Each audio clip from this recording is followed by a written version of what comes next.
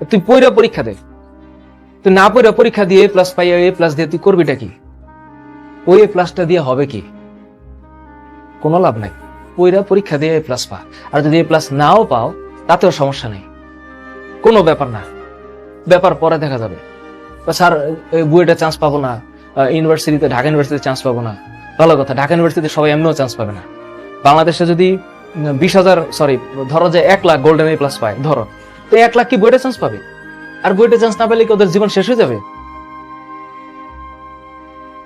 চিল, লাইফটা অনেক বড়, সাকসেসের কোনো ল্যান্ডমার্ক নাই, কোনো ল্যান্ডমার্ক নেই। হ্যাঁ, বুয়েটে চান্স পাইলে জীবনে সাকসেসফুল হওয়ার, মানে গতানুগতিক সামাজিক ব্যবস্থায় সাকসেসফুল হওয়ার পসিবিলিটি বেশি।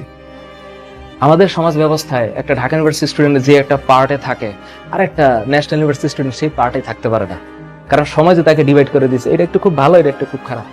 কিন্তু কে জানে, ন্যাশনাল ইউনিভার্সিটির ওই ছেলে ঢাকা ইউনিভার্সিটি থেকে বহু গুণে ফাটাই দিতে পারে, মারাত্মক ভাবে। কোথায় গিয়া কি হয়ে যাবে ঢাকা ইউনিভার্সিটি স্টুডেন্ট টেরও পাইতে না পারে। এখন ঘটনা হচ্ছে আমরাই আসলে এখানে ডিভাইড করে ফেলছি। হ্যাঁ, ইনস্টিটিউশন ম্যাটার। ভালো স্টুডেন্ট ভালো জায়গায় পড়বে, ভালো জায়গায় স্টুডেন্টই ভালো হবে, সত্য কথা। ইনস্টিটিউশন ফ্যাক্টর, কিন্তু ওই স্টুডেন্টই, ওই ইনস্টিটিউশনই একমাত্র সলিউশন না, আরো সলিউশন আছে জীবনে।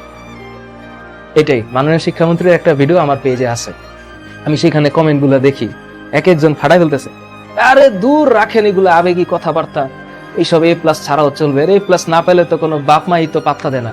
ওইসব বাবা মাই তো আর একটা প্রবলেম, ওইসব বাবা মাই তার একটা প্রবলেম, কারণ এইসব বাবা মা বাচ্চাদেরকে মেন্টাল টর্চার করে। আমি জানি, আমার জীবনে আছে, নিজেই প্রুফ আছি, কিন্তু এগুলা সমস্যা।